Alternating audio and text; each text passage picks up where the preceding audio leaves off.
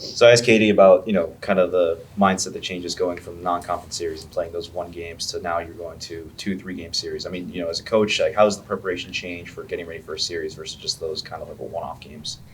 What's nice is now that we're playing one team 3 times, we get to put all of our preparation into one team. Before that, we're putting our preparation into 5 different teams that we're going to play over a weekend. And so to just get locked in on one, it's nice.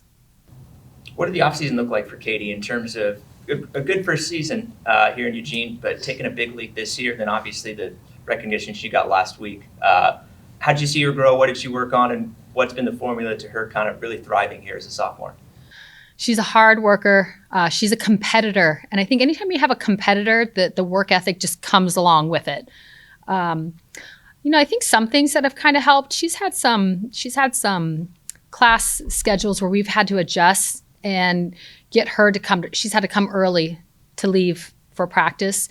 And so just getting some more one-on-one, I think has gone a long way for her. She's kind of the most recent Duck to get national or conference accolades. It feels like it's more of who hasn't at this point. Yeah. How proud are you of your team to kind of, it feels like every weekend somebody's stepping up differently, and what's kind of the formula behind that, if anything? That's what's been most exciting is just watching everybody step up at different times and knowing that their name is going to be called. And when it does, how are you going to handle it? And I think they've all handled it really, really well. I think it shows that the most important thing on their mind is putting the team first and what can I do for this team? And when you get caught up in your team and you get caught up in your teammates, it just seems that you play a little more loose. You don't, you're not pressing because your mind is on other things and you play a lot freer. 23 losses on the year so far. You've played a good chunk of the season. Obviously, you're just getting into conference play, but where do you feel like this team is right now? Did you picture them to be just about where they are right now, or have they even exceeded those expectations? I think they've exceeded it. I knew coming in we were going to have a really good team, but I don't think until you get started do you actually know exactly what it's going to look like. So things that they're doing, definitely expected it, but then other things that they're doing, has been a nice surprise as well. But I just think their commitment, I think that's the biggest thing, just their commitment to each other and to us is what has allowed them all just to really kind of blossom and just really get into their own, and understand what they need to do. This freshman class, it feels like every time we're in this, we're talking about them. Mm-hmm. Have you sort of, at this point in the season, do you expect there to be any dip, or is there anything that you've sort of identified that says that, they'll be able to carry this on throughout the rest of the season?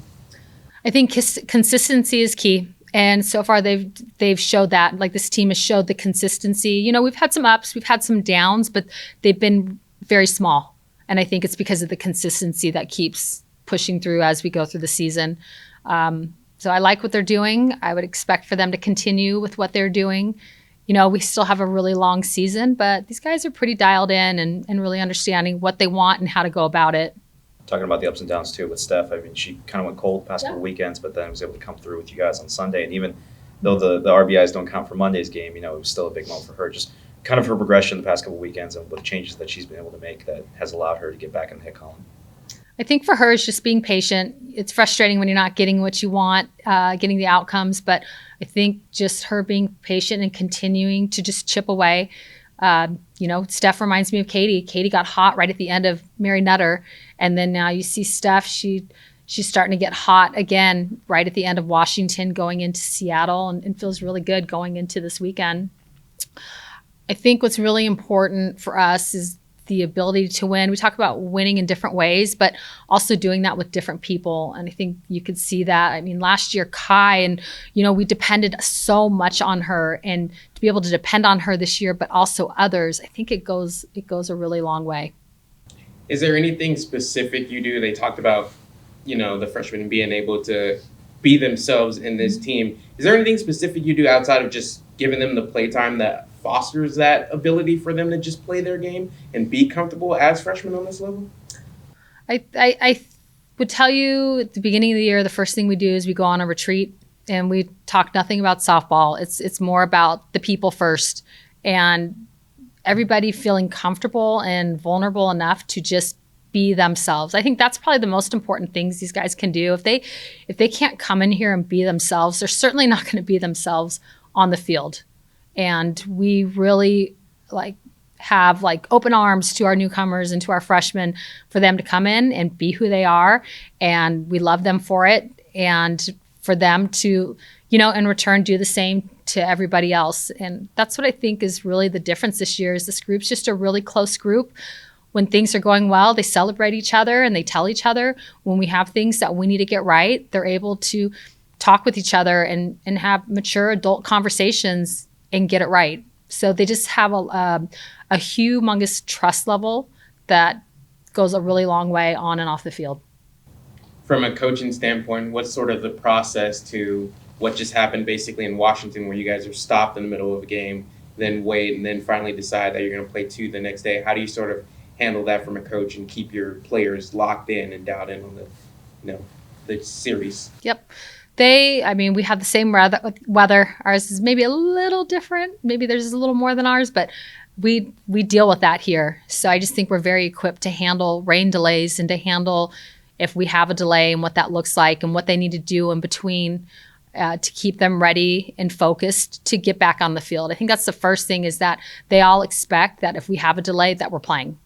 They expect nothing but that we are going to play regardless of how long it takes. And I just think the mindset that they have and then the things that they just do to stay relaxed and loose in between goes a long way. They just got a good little formula for it.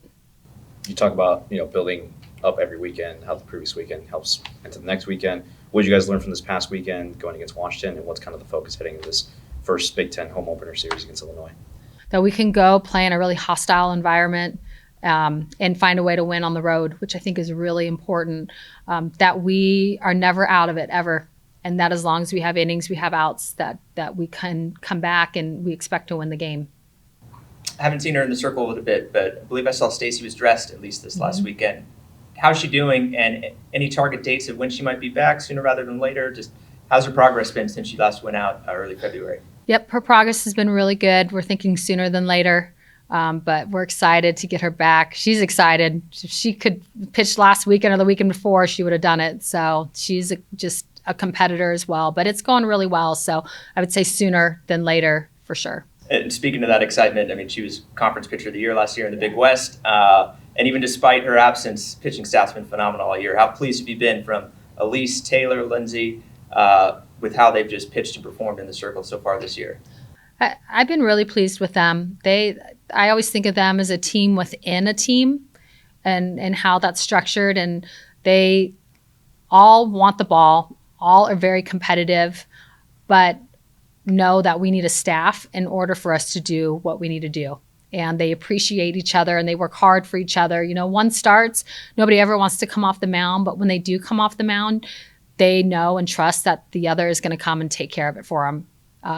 And so I just think they just got really good chemistry. They're a fiery group.